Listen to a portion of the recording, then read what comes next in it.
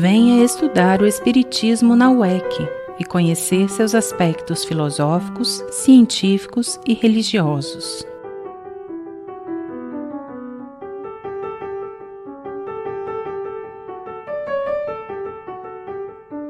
Aulas online, inscrições cursos.uec.org.br.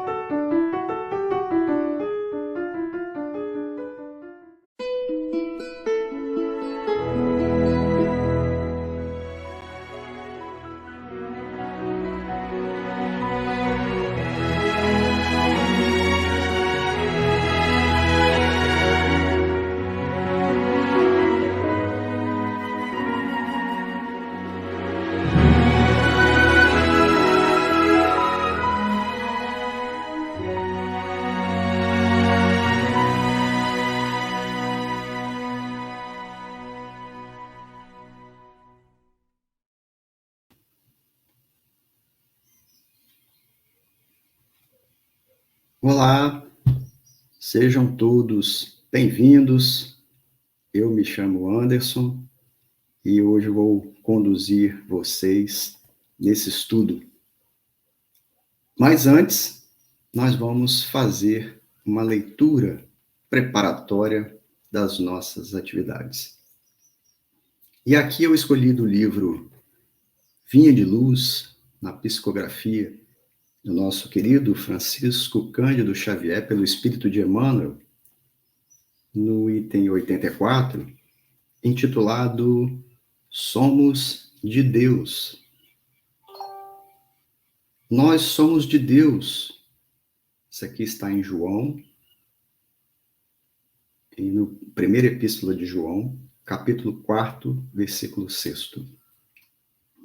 E começa assim: Não nos é fácil desvencilharmos dos laços que nos imantam aos círculos menos elevados da vida, aos quais ainda pertencemos.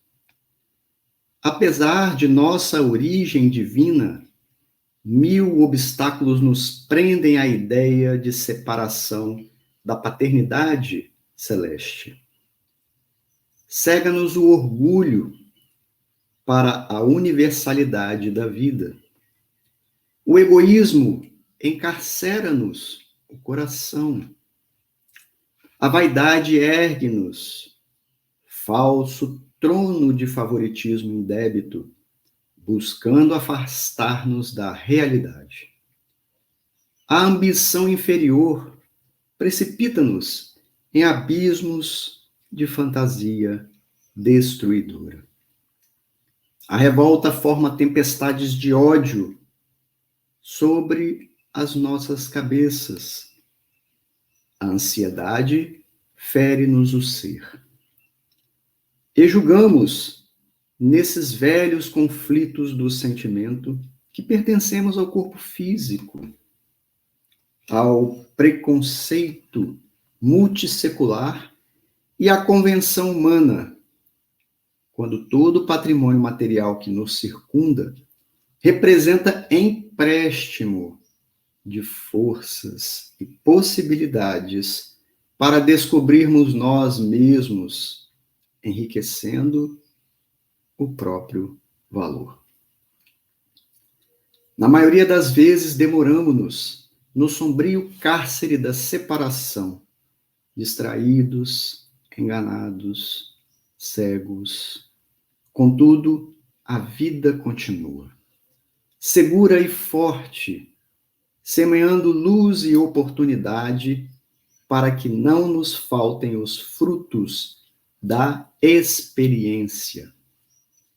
Pouco a pouco, o trabalho e a dor, a enfermidade e a morte compelem-nos a reconsiderar os caminhos percorridos, impelindo-nos a mente para as zonas mais altas. Não desprezes, pois, esses admiráveis companheiros da jornada humana, porquanto, quase sempre em companhia deles, é que chegamos a compreender que somos de Deus. Então, convido a você que está nos assistindo a um momento de prece junto a Deus, nosso Pai, e a Jesus, nosso Divino Mestre.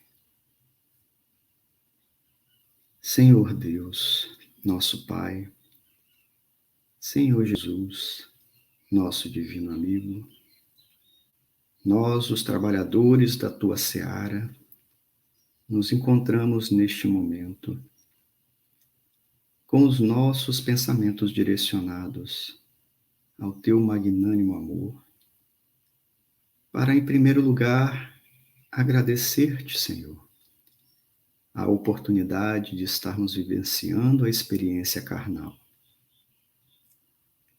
E, ao mesmo tempo, Senhor, pedimos a Ti a luz e a compreensão para bem sabermos caminhar aqui na Terra. Forças, porque ainda somos fracos e frágeis.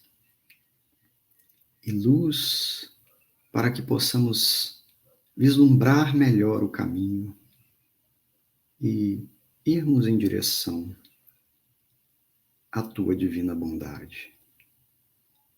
E, Senhor, diante de Ti, nós iniciamos as atividades desta nossa reflexão. Muito obrigado, que assim seja. Muito bem, meus irmãos e minhas irmãs, hoje nós vamos falar sobre como criar hábitos espíritas cristãos. Primeiro nós vamos entender cada uma dessas palavrinhas. Hábitos espíritas cristãos. A palavra cristão, não sei se é de conhecimento geral, mas ela não existia no cristianismo inicial.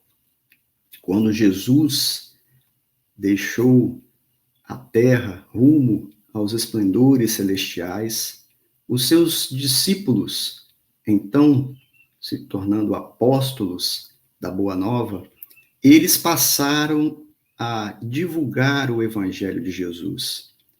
E, notadamente, Pedro e Tiago, eles fundaram uma igreja em Jerusalém para atender em prol da caridade os semelhantes, o próximo, e também para divulgar os ensinamentos do Mestre querido. E estes irmãos que comungavam dos ensinamentos do Cristo passaram a se chamar irmãos do caminho. E por muito tempo eles foram chamados de irmãos do caminho.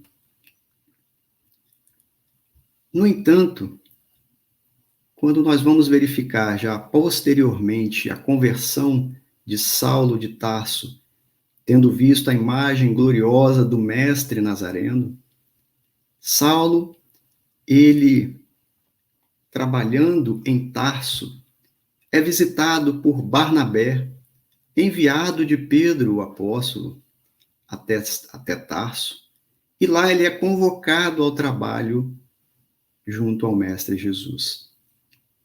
E eles se deslocam e fixam-se em Antioquia, onde também há uma igreja nascente, pungente de muita luz. E Saulo passa a também ensinar todos os dias as lições do Mestre Jesus, e aquela igreja também passa a ser uma igreja do caminho, dos irmãos do caminho.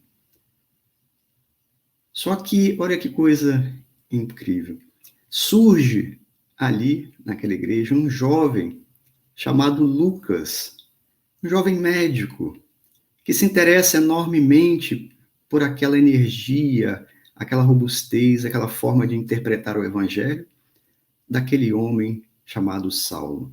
E passa a frequentar todos os dias a igreja de Antioquia.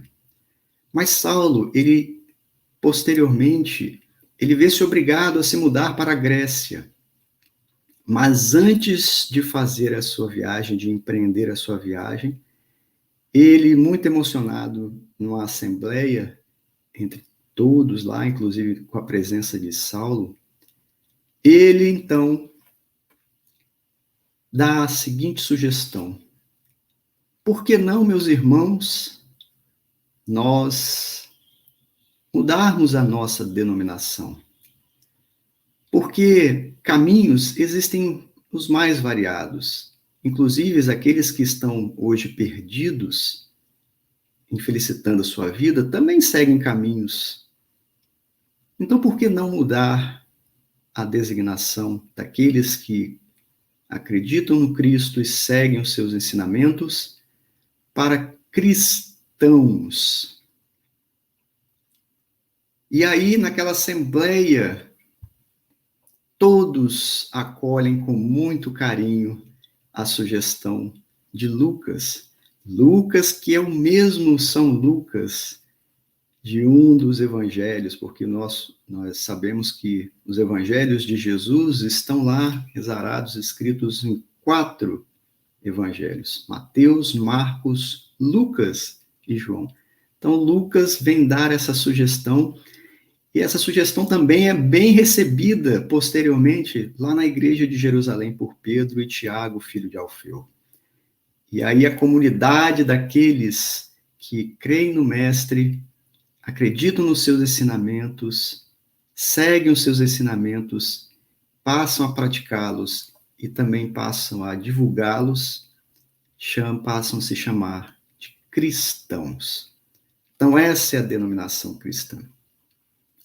E o Espiritismo? Por que o Espiritismo cristão? Aí nós vamos nos valer da obra O Livro dos Médiuns, de Allan Kardec. E nessa obra, Allan Kardec, no item 350, vem nos esclarecer de uma maneira muito pertinente acerca do objetivo do Espiritismo. E ele nos diz o seguinte: olha, que importa nós crermos na existência dos espíritos, se essa crença não faz com que eu ou você nos tornemos melhores? Que importância teria? Então ele faz uma provocação através de perguntas. Ele fala: olha, de que adianta o avarento continuar um avarento? De que adianta o orgulhoso permanecer orgulhoso, mesmo acreditando no Espiritismo? De que adianta o invejoso permanecer da mesma forma? Então, de que adianta o homem conhecer e estudar as manifestações espíritas e não se transformar? Então, seria pueril, ele diz. Então, ele nos convoca nos seguintes termos: que o Espiritismo ele estará assentado em um inabalável alicerce para o bem de todos.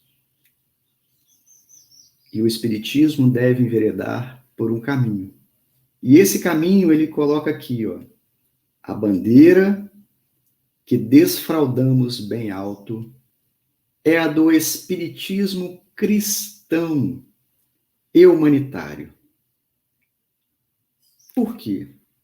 Ora, porque a doutrina espírita, grande objetivo dela é a transformação moral, transformar a humanidade, torná-la melhor. Então, o Espiritismo, ele não pode ser somente fenômenos. O Espiritismo, ele tem que estar totalmente conectado ao Evangelho de Jesus. É por isso que é Espiritismo cristão, conectados junto com o Evangelho de Jesus. Então, agora que nós entendemos o Espiritismo cristão, eu convido vocês a lerem as obras de Allan Kardec, sensacionais, como essa do item 300, como esse pequeno trecho do item 350 de O Livro dos Médiuns, nós vamos agora entender o que significa hábitos, porque se nós pretendemos criar hábitos espíritas cristãos, nós precisamos entender o que são hábitos. Hábitos é todo aquele conjunto de ações que nós realizamos, fazemos, sem muitas vezes nos darmos conta, ou seja, de uma maneira automática, autônoma mesmo, sem pensar. E aí eu faço uma pergunta para você que está nos assistindo. Quantos por cento de ações rotineiras e cotidianas na sua vida, de tudo aquilo que você faz nas 24 horas disponíveis do dia, ou melhor, do tempo que você passa consciente, quantos por cento você aí que está nos assistindo acredita que nós passamos guiados pelos hábitos? Seria 10%? Seria 20%? Talvez uns 40%? 60% do tempo? Olha, são impressionantes 40%. Isso que os estudiosos nos trazem. Varia um pouco, mas podemos colocar aí numa faixa, numa média aí de uns 40%. É bastante expressivo. E, olha, nós sabemos que nós temos bons hábitos, mas também temos maus hábitos. A boa notícia é que nós podemos mudar os maus hábitos e enriquecer e fortalecer os nossos bons hábitos. Para a gente começar a entender e a melhorar isso, eu gostaria de trazer para vocês aqui uma proposição. Nós somos, aqui como espíritos encarnados aqui no planeta, nós somos muito imediatistas. A gente quer a recompensa de imediato, a gente quer se livrar de uma dor de uma maneira imediata. Nós não temos pensamentos de longo prazo, por exemplo. Quando eu falo longo prazo, eu quero dizer aí algo na faixa aí dos seus 10 anos. Então, longo prazo, 10 anos. Então, nós somos muito imediatistas, a gente não consegue imaginar nós realizarmos coisas ou preparando-nos para daqui a 10 anos. Mas vejam, você que está aí assistindo, se você tem seus 30 anos, se você tem seus 20 anos, 40 anos de idade, 50 anos de idade, você começou a sua jornada lá atrás, há 30, 40, 50 anos atrás. Olha o longo termo que se passou desde o início da sua caminhada aqui como espírito encarnado até agora. E nós conhecemos pela doutrina espírita que essa não é a nossa primeira existência e nem vai ser a última. Nós somos espíritos que estamos aí, nascendo, morrendo, renascendo, em várias e várias reencarnações ao longo de milênios, buscando, por meio dessas nossas vidas sucessivas, a melhora de nós mesmos. Então, falando da nossa vida atual, nós, digamos assim, nós percebemos, nós somos moldados ao longo da nossa caminhada e nós vamos adquirindo aprendizados, conhecimentos, hábitos, inclusive, por meio de repetições, processos, ações, novos aprendizados, novos processos, novas ações e guardamos algumas convicções. E as convicções que nós temos hoje levam-nos também, muitas vezes, a termos hábitos que não são muito adequados. E aqui eu vou citar alguns exemplos para vocês perceberem, terem uma ideia daquilo que eu estou falando. Convicções. Veja, você que está nos assistindo aí, a maioria das pessoas mora aqui no Brasil, teve muito contato com a cultura brasileira, cresceu aqui ouvindo tudo o que nós poderíamos ouvir e aprender e agir dentro desse nosso país, alguns foram para fora do Brasil e viveram outras culturas. Mas a maior parte está aqui ainda. E a gente cria convicções, porque nós fazemos associações com as coisas e criamos algumas convicções. Uma das convicções que nós temos, que é muito interessante, foi nos contados por um vice-presidente de uma grande empresa, que é aquela aqui do jeitinho brasileiro. E aí ele esteve morando lá no Canadá, e aí ele era o inquilino, e ele estava para se mudar, e a conta de luz estava no nome dele. Ele resolveu, então, ligar para a concessionária de energia, lá do Canadá, para mudar o nome que estava na conta, do nome dele para o do proprietário da residência. Então ele ligou, a atendente falou, pois não, o que eu posso te ajudar? E ele falou, olha, eu estava querendo mudar o nome da conta de luz, tirar do meu nome e passar para outra pessoa. Ele falou, pois não, o senhor é o proprietário? Ele falou, não sou proprietário. Aí a menina falou, me desculpe, só o proprietário é que pode fazer essa alteração. Aí ele, na cabeça dele, mas e se eu dissesse que eu era o proprietário, você iria fazer a modificação? Mas o senhor é o proprietário? Eu falei, não. Então, quem ia fazer uma coisa dessas? Aí ele ficou de cara. Falei, nossa, lá no Canadá, as pessoas, basta ligar e se identificar, não, eu sou proprietário, gostaria de fazer uma modificação. A pessoa que está do outro lado da linha vai acreditar e vai fazer.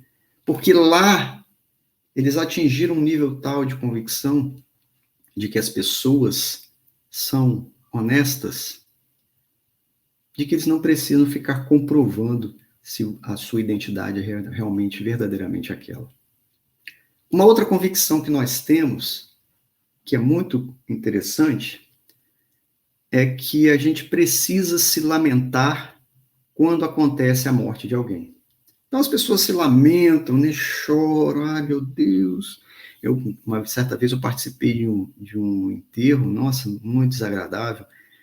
Desagradável, assim, de ver a cena, porque te dói muito.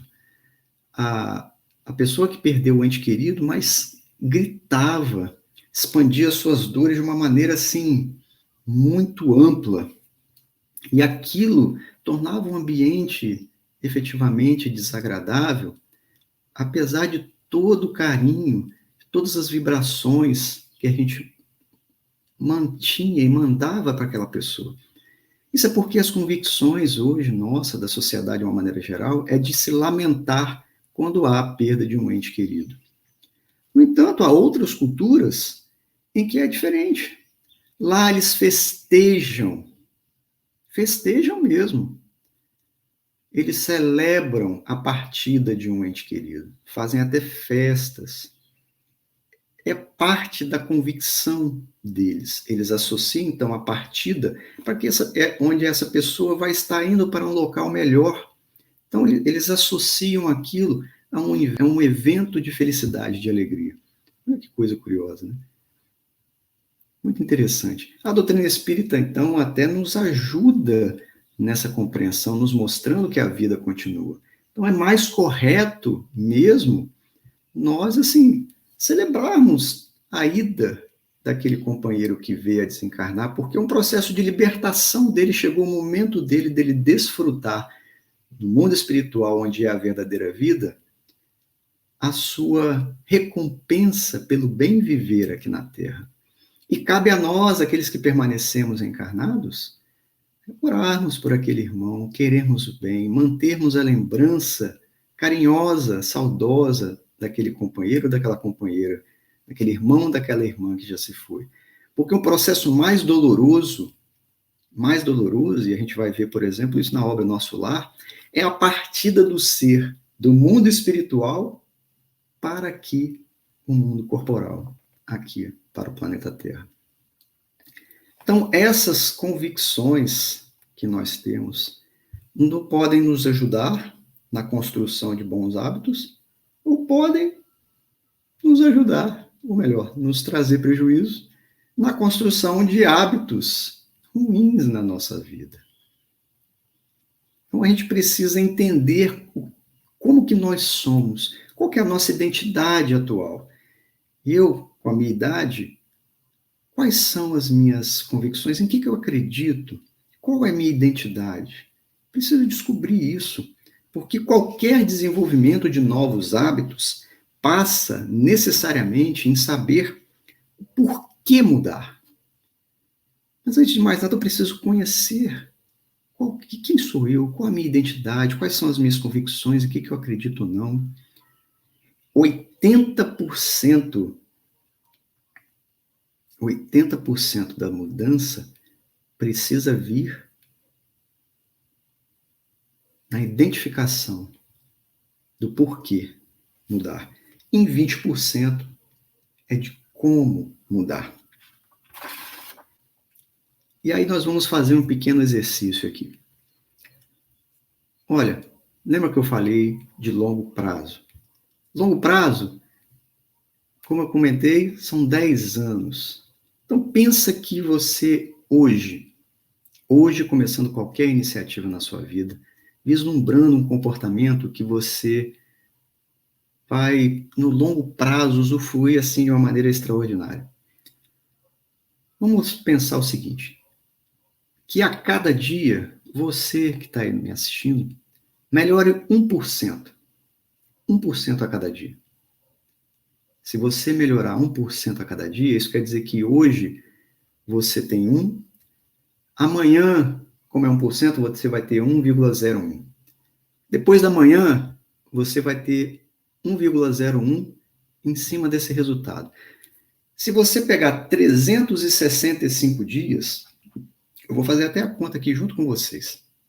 Olha, nós vamos aqui fazer o seguinte cálculo.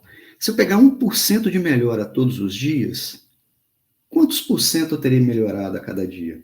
É mais ou menos assim, é como se você te pegasse R$1 e a cada dia esse real seu rendesse 1%. Ao invés de ser R$1, vamos dizer algo do seu comportamento, algo que você queira melhorar. Se você modificar e melhorar 1% a cada dia, em um mês, quanto que vocês acham que você vai ter melhorado? Fiz a conta aqui. Se você melhorar somente 1% de qualquer coisa na sua vida por dia, em um mês você melhorou 34%. 34%. Agora vamos ampliar esse universo para 90 dias. Todos os dias você melhorando 1%. Que seja dobrando a sua roupa, arrumando a sua cama, abrindo a página de um bom livro, arrumando a sua mesa, o seu escritório, deixando as suas coisas organizadas, dando um bom dia, dando uma boa tarde. Em 90 dias, se você melhorar 1%, nós estamos falando que você melhorou 2,5 vezes quase. 2,5 vezes quase. Em 180 dias, se você continuar nesse processo de melhora, 1%, você vai ter melhorado 6 vezes mais. Em um ano, serão 37 vezes. Aí você vai falar, mas como é que é isso? Não dá para acreditar. 1% de melhora. Olha, os grandes atletas, eles não buscam um evento único de melhoria. Eles constituem hábitos permanentes de melhoria contínua. Eles vão fazendo pequenas melhoras, estudando na ação do dia a dia o seu comportamento. E com pequenas melhoras eles conseguem atingir um nível de perfeição extraordinário. Com 1% por dia. 1%. E aí vocês vão me perguntar, tá, mas quando é que eu começo a fazer isso? Hoje, agora, nesse exato momento. Vamos nos lembrar de Jesus em João, quando ele nos diz o seguinte: A hora vem e agora é. Então, o que eu posso fazer para melhorar nos meus hábitos? Olha, quando acordar, por exemplo, uma das coisas que você pode fazer é lembrar-se de um momento feliz na sua vida que você passou aqui na Terra e dar gratidão a Deus por aquele momento, todos os dias antes de se levantar da cama. Outro hábito, outra coisa que você pode criar como hábito, e ele precisa ser fácil, senão você não faz. Por exemplo, se você não tem esse hábito, você pode criá-lo, é pegar todos os dias o Evangelho, a Bíblia mesmo é lá nos Evangelhos, e não precisa ler, não. De início, você folheia. Só folheia. Aí, passando os dias, você coloca para você mesmo um hábito, lembra do 1%? Ah, eu vou ler só um versículo do Evangelho. Aí passa os dias, você lê um capítulo inteiro do Evangelho.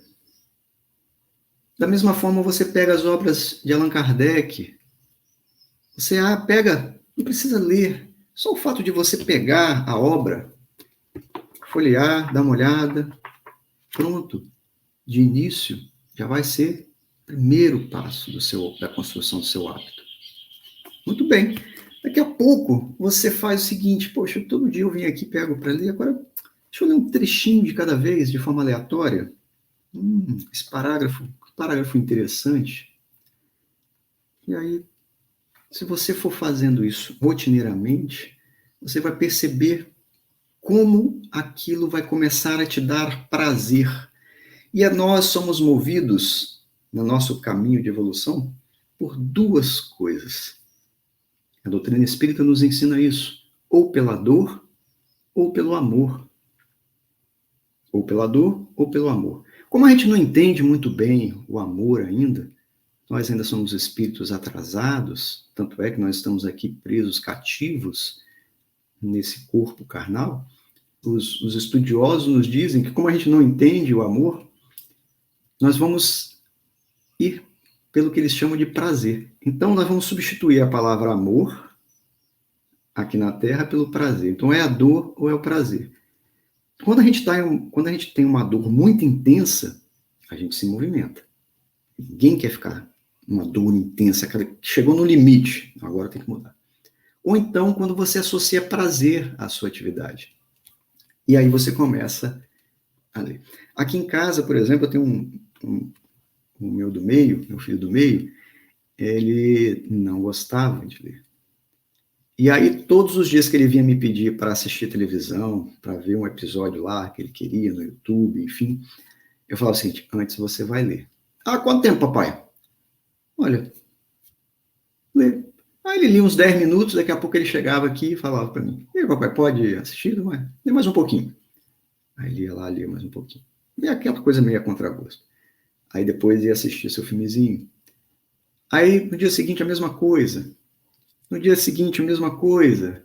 E assim foi sucessivamente. E olha que coisa incrível, o tempo de leitura dele, por ele mesmo, começou a aumentar. Aquilo que antes era 10 minutos, daqui a meia hora ele aparecia aqui. Papai, posso ver sem assado? Aí eu falava, lê mais um pouquinho. Foi passando, daqui a pouco ele pedia, depois de uma hora de leitura. Aquilo começou a dar prazer para ele de tal forma que hoje, olha só, olha que impressionante. Hoje ele me pede para eu comprar livro para ele ler. Quem não gostava, hoje pede. Uma outra forma, tem que ser fácil. Outra forma, deixe a obra perto de você, ou visível por onde você estiver passando. Não deixe ela guardada dentro de um gaveteiro. Deixa ela em cima do criado mudo. Ponha na mesa da cozinha. Deixe num lugar visível, que toda vez que você for passar lá, você vai ver. E aí você vai acessar. Uma outra forma da gente colocar hábitos e hábitos espíritas cristãos na nossa vida é nos unirmos, combinarmos com alguém de que nós vamos fazer determinada coisa. Então, por exemplo, você pode combinar com uma pessoa que você vai ligar para ela para comentar uma passagem do Evangelho e vocês marcam um momento para isso. Ou se não, dentro do seu ambiente familiar, marca um horário todo dia, começa pequeno, lembra de 1%? 5 minutos, para vocês dialogarem alguma passagem evangélica, alguma passagem que vocês leram da doutrina espírita, ou algo que aconteceu à luz do espiritismo, vocês comentarem. Porque um ajuda o outro. Tem uma empresa, uma grande empresa, em que os empregados eles se reuniram e eles resolveram fazer um programa de prática de exercícios físicos. E aí eles convidaram as pessoas, para as pessoas se juntarem a essa atividade, essa prática. E aí várias pessoas resolveram participar. Então eles formataram um aplicativo, dividiram as pessoas em grupos. E são vários grupos, cada grupo com uma determinada quantidade de pessoas, 5 ou 6 pessoas. E aí, toda semana, eles mostram um ranking de atividades daquele grupo, qual grupo está em primeiro, qual grupo está em último. E as pessoas que mais praticaram, eles também mostram lá, as 10 mais, os 10 mais. Isso incentiva as pessoas a praticarem, a formarem hábitos de prática de exercício. Por quê? Porque um auxilia o outro, é um incentivo. É um incentivo a mais, é uma recompensa a mais, quando você vê que o seu resultado contribui com o resultado do outro, e o resultado do outro contribui com o seu resultado. Está todo mundo praticando atividade física. Impressionante. Tem um sistema de regra, pontuação, e as pessoas acabam levando aquilo a sério. Aqueles que começaram pequenos, por exemplo, faziam 4 quilômetros de caminhada por dia, começaram a pegar condicionamento físico, estão fazendo 10. Por que começaram? Importante começar. Olha o 1% das suas atividades, como que você melhora. E é muito curioso, nós fomos ir lá para o Evangelho de Jesus, tem uma passagem de Lucas, do capítulo 10, que o Cristo, diante dos 72, chamados 72, são 72 também discípulos do Cristo, fora junto com os 12, né, mais 72, ele fala o seguinte, ele mandou eles para as várias cidades para curar os enfermos e falar acerca do evangelho do reino. E ele os mandou de 2 a 2. O que isso nos traz? O que isso nos mostra? 2 a 2. Um incentiva o outro. Um vê o resultado do outro, se encanta e passa a querer fazer também. Daqui a pouco, vocês estão fazendo aquilo de uma maneira autônoma, automática. Hábitos e hábitos espíritas cristãos. E olha, uma coisa que é assim, vocês devem talvez perguntar assim, mas onde eu vou encontrar talvez forças, energias, ferramentais para poder modificar talvez hábitos ruins que estejam na minha vida? Surpreendentemente, eu vou trazer aqui um conceito de felicidade que a gente aqui na Terra a gente procura, né? Onde é que nós achamos a felicidade? A felicidade está aqui, está ali, está lá, onde está? Jesus nos fala para nós procurarmos o reino dos céus, o reino de Deus. Mas ele também nos avisa, olha, o reino de Deus, onde você aí vai encontrar a paz, a felicidade que tanto almeja, o reino de Deus não está aqui, não está acolá, não está em um espaço. O reino dos céus está dentro de vós, nos diz Jesus. Então, olha que revelação extraordinária. Isso quer dizer o seguinte, que todas as ferramentas, tudo o que você precisa para mudar a você mesmo. 100% das coisas, tudo que você pode imaginar que você precisa para mudar você mesmo, está em você. Você já possui todos os recursos necessários. Quando Deus nos criou a mim, criou a você, Ele nos deu tudo que é necessário. Não é à toa que o Cristo chegou e falou para nós: vós sois deuses. E também falou: tudo que eu faço, vós podeis fazer também. Aliás, muito mais. Somos nós. Nós temos a inteira capacidade de fazermos qualquer coisa. Então, não é o outro que vai fazer. Não está no outro o cabedal de recursos, o cabedal de ferramentas que vai proporcionar a minha melhoria. Está aqui dentro de mim. Se nós lembrarmos da Gênesis, Deus nos criou à sua imagem e semelhança. Tudo então se encaixa perfeitamente. As ferramentas estão aqui dentro. Eu preciso, então, entrar dentro de mim, buscar esse porquê, essa minha identidade, começar.